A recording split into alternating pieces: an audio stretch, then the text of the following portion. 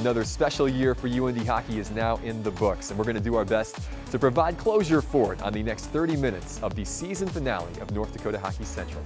I'm Alex Heinert. Great to have you with us one more time this college hockey season. Coming up on today's show, we'll get the final word on 2021-2022 from now four-time NCHC Coach of the Year Brad Berry. We'll also look ahead a bit with the head coach as well to what's to come in the offseason, as well as a great look back on the sights and sounds of another Penrose Cup winning campaign for North Dakota. First, though, we're going to take you out to Albany, New York to relive the weekend that was in the NCAA Tournament for UND with this week's Through These Doors. It was a year unlike any other. 14 new faces found their way to Grand Forks last fall, some fresh, some seasoned, yet this group found a way to find success when few believed they would. While they may have fallen short of their ultimate goal, the time spent chasing it is what each of these young men will carry with them forever. I've built great relationships, lifelong friends with not only my teammates but the coaching staff, everyone involved with the program. It's been super welcoming to me, and to have the opportunity to wear a letter, an assistant captain, something that's difficult for me to talk about without getting emotional. For them to provide that opportunity to me really means the world to me. I think UND just feels like a home. The culture that the program has itself, and then obviously all my teammates are basically family to me now. I spent a lot of time here in North Dakota, a lot of time in the summer in North Dakota with all these guys, with this group in the Ralph, and it feels like home now. Obviously there's been lots of ups and downs, but overall I'm really grateful for this experience and to be able to do it at this program and have these guys around me for this season. It's been a lot of fun. I love it here. I absolutely love UND and love everything about it. Some people maybe hate the negative 40-degree weather, when it comes, but I'm a guy that absolutely loves it. So, I love everything about it here. And this place has become my home.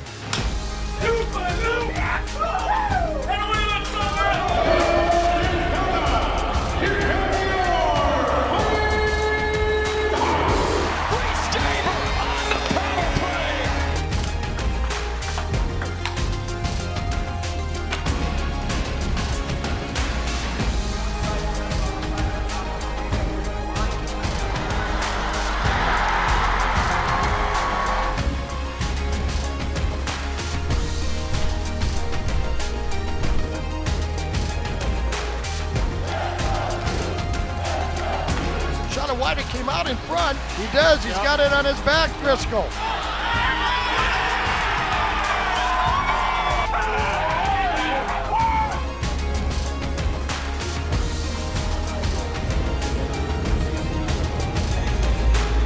Angle move there by Sanderson. Shoots and scores! And that's what that kid can do.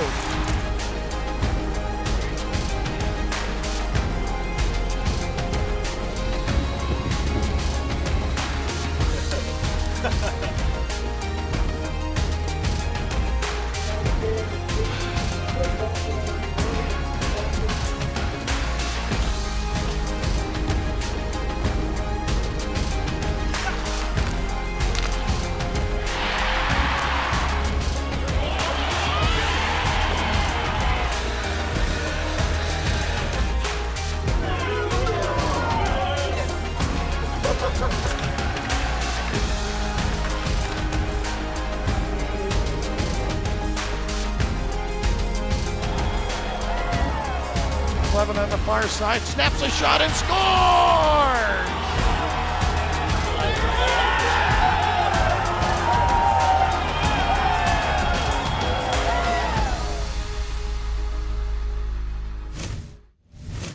Job well done to Marty Mueller, Jeremy Klein, our team of interns, as well as Tim Hennessy on making the best college hockey production anywhere in the country. Well done on year 11, which is now in the books for Through These Doors. When we come back, Brad Berry will stop by to chat about Albany and everything before and after for this UND hockey program. That's coming up next here on North Dakota Hockey Central.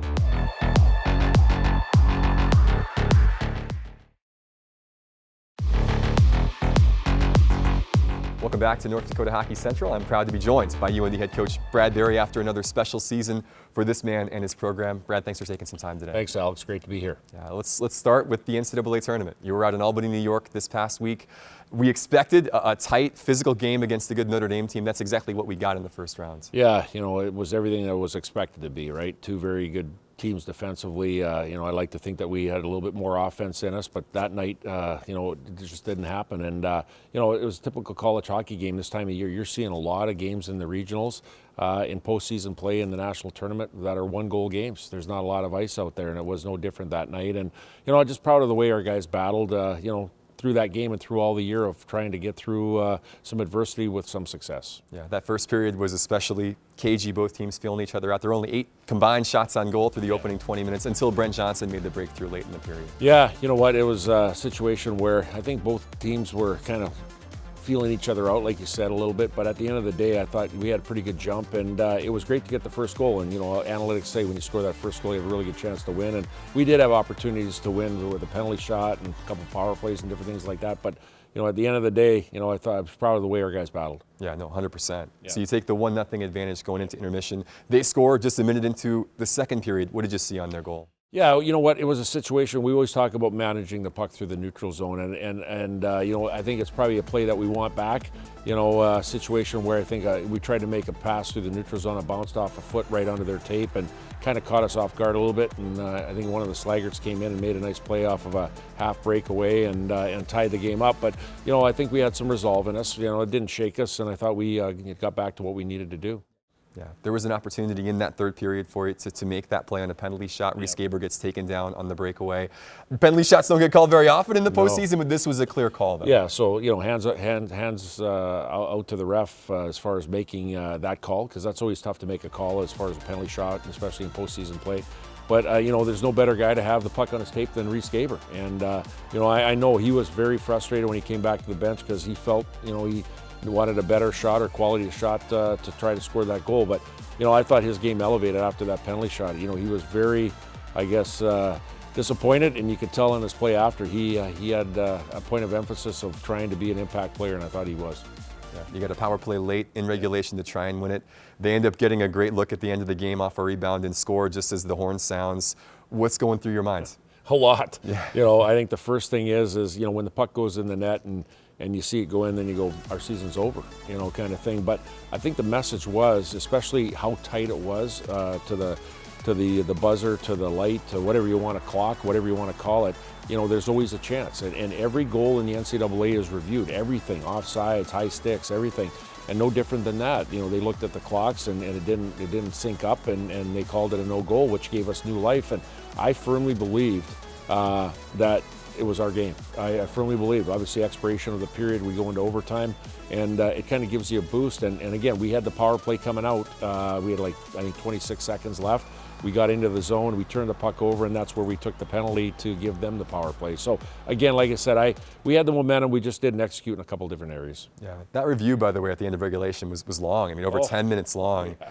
This had to be in similar, you have a couple of those in postseason play the last handful of years where you're just waiting to see if your season's going to extend. What was the message in the mood as you're trying to keep guys engaged, as they're thinking maybe our season's over, but maybe it's not? Well, yeah, you got to stay with it, right? You got to stay with it. And, one of the things was, we radioed up, and Carl Gearing wears the headset, and he's talking to our staff up top there. And, one of the things is that, instantly, no goal. And then, you wait a couple more minutes and they radio down, well, looks like a goal kind of thing. So that's how tight the call was. And at the end of the day, it ruled in our favor. But you just got to give our guys belief to know that, hey, the season's not over, the game's not over. Let's stay mentally engaged. And I thought our guys did a good job of that. Yeah, you mentioned you had that second chance. They waved the goal off, of course. You go to intermission.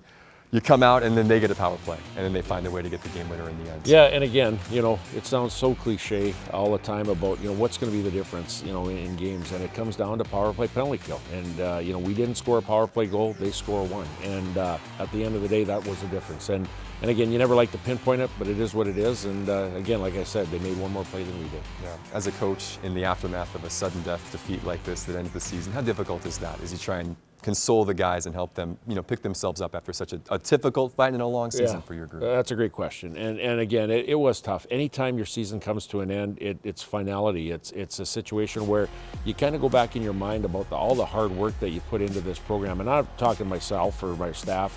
It's the players on what they do on a daily basis. Every day they came into this rink and they worked extremely hard and gave everything they got.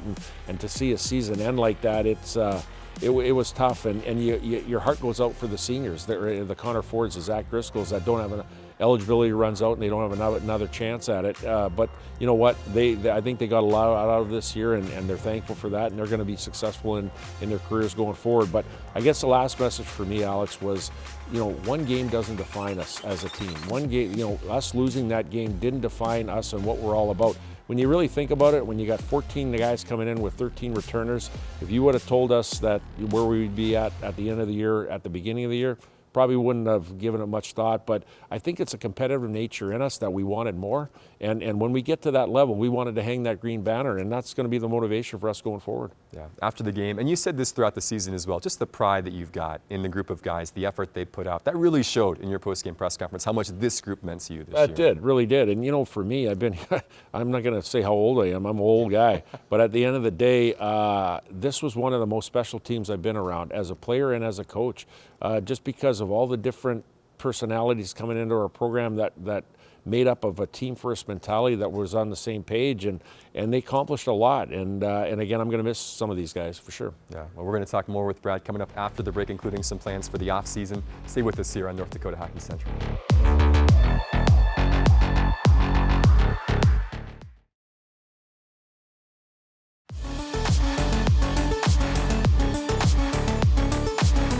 Welcome back. Brad Berry is still with us, wrapping up the 2021-2022 college hockey season. Brad, this was a team, as you said a bit ago, there weren't huge expectations for this group, but they came together and had another incredible year. You raised another banner with the Penrose Cup victory. As you look back, were there some moments early in this process when you thought, you know what, we are going to do something special this year with this group that we've assembled? Yeah, I think early on, the guys had a really good chance to get together in the summer in their voluntary workouts, and then coming together in August. And we do a lot of team bonding and building things here in the month of September before we finally hit the ice for games in October. And I just found some of the ways our guys were close to each other, with guys not knowing each other coming in here and how they reacted to each other. I think you get a kind of an instant notification in your mind on what that looks like. And I thought our guys did a really good job. And I go back to our leadership, starting with Mark Senden and Ethan Frisch and Sanderson and Gavin Hain and those guys. They did an outstanding job of bringing this group together. And that's always tough when you got 5 transfers coming in here and for a short period of time. That's always tough, but they did a really good job. Yeah, you mentioned this new group. You had to replace 13 players who were so key. You basically win the Cup with a completely different group, it seemed like, this year. I got to imagine this is one of those seasons where you take a little extra pride in the job that not just you and your staff did, but the way the guys came together this season. Yeah, for sure. And I think, expectations are always high in our program. You always get measured by banners and championships. But at the end of the day, over the last couple of years, when we had a very experienced group, expectations were there that you got to do it because you got the team to do it.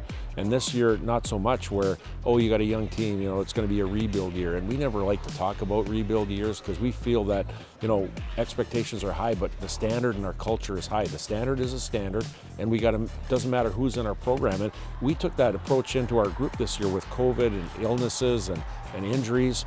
Whoever was in our lineup came in and did their job and did it very well to win games. So the standard was a standard, and their guys kept to those high standards. That's a group that overcame a lot, certainly this season. And now as you look forward, a couple are not going to be a part of this next season. Obviously, you mentioned Connor Ford and Zach Driscoll, fifth-year guys that have no eligibility left. Jake Sanderson just signed with Ottawa. I know those 3 have only been a part of this program for at most 2 seasons. But that group has really left a pretty big impression in their short time here in Grand Forks. For sure. Short amount of time, but tremendous impact on and off the ice. When you talk about the high-end elite players that you just mentioned, those guys are, and Jake Sanderson being one of them, we always kind of measure them on the ice as far as what they bring. And, I feel bad for Jake because, he went through some adversity this year with injuries and illnesses and stuff. But when he was on the ice, he brought it, and he was an impact in our group. And you know what? We'll forever remember that. And, the guys like Luke Bast and beat Brent Johnson on the back end, and as well as some of our forwards. Now those guys get to carry the torch here a little bit and see what that is, and I think that's a big thing going forward. And then the off the ice things with Jake and some of those guys, like they're high end players, but they're even better people. Like they're high end character people that are so humble and hardworking and down to earth that that's what our culture is.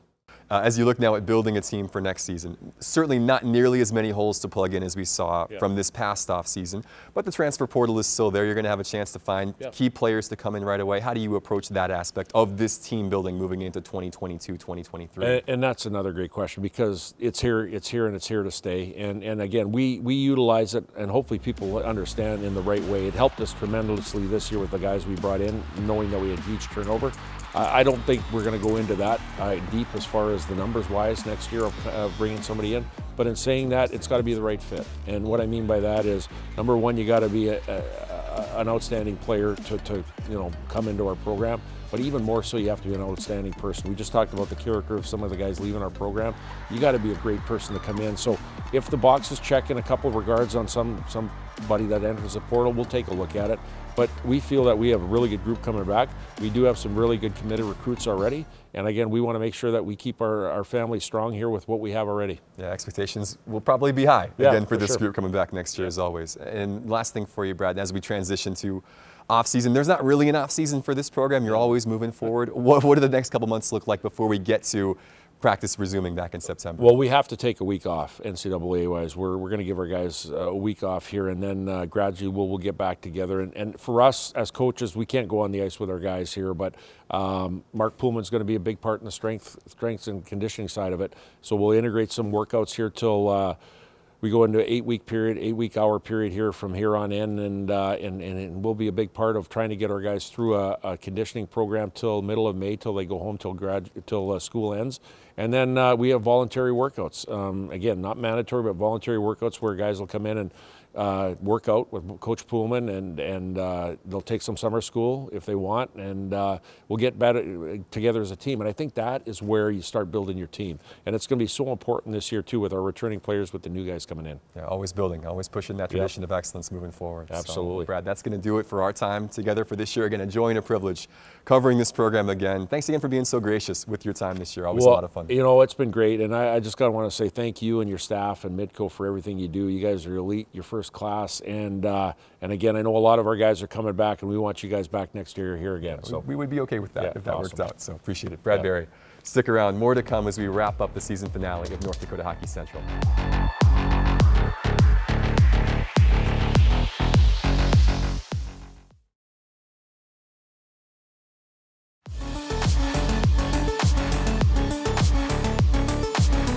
From the start of the journey in early October to its conclusion in late March, it has once again been an honor and a privilege for myself and our Midco Sports staff to be a part of telling the story of University of North Dakota Hockey this year, our 10th season as the program's television partner. On behalf of this show and our live production producer, Jeremy Klein, our chief videographer, editor, and Through These Doors showrunner, Marty Mueller, our coordinating producer, Mike Derman, and so many others who make this show and our live production of UND Hockey possible, I'm Alex Heinert saying thank you for watching, and we'll see you back here at the Ralph in the fall to do it all over again. Until then, we'll leave you now with the best of UND Hockey here in 2021-22.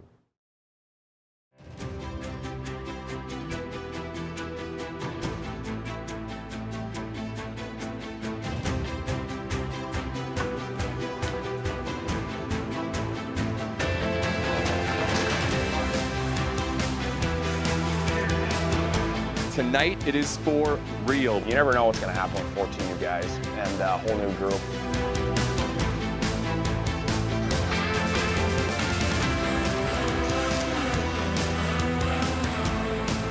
Gaber once again lining one up and finds it back to the net. Reese Gaber on the power play opens things up for North Dakota.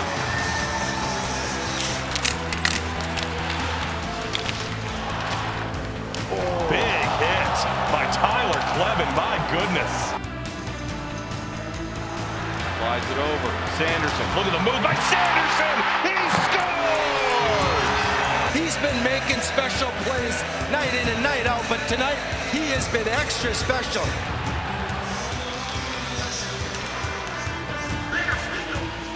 Great find in front, What a save by Driscoll! What a save by Zach Driscoll, kicking that right foot out.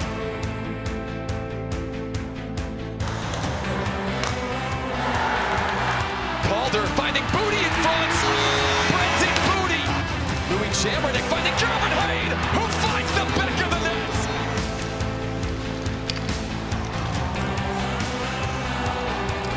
Gets it in, a rebound, score! Firing it in, rebound, and a goal for John Caulfield. Calder between traffic. Ashton Calder on the power play. Oh baby, North Dakota back on top. Costantini, Matteo Costantini. Here comes Mark Senden 2-on-1. Albrecht tapping it home. Carson Albrecht from the captain.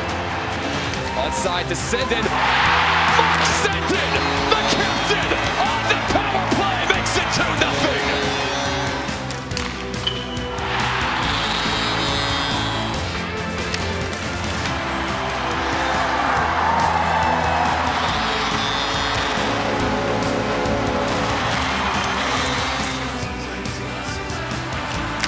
One-timer Griffin net score! Shackles in, Johnson! His first of the year! Towards the shot, gets through Bussey, and it's 3-2! Another one-timer, that one goes in! Ethan Frisch once again!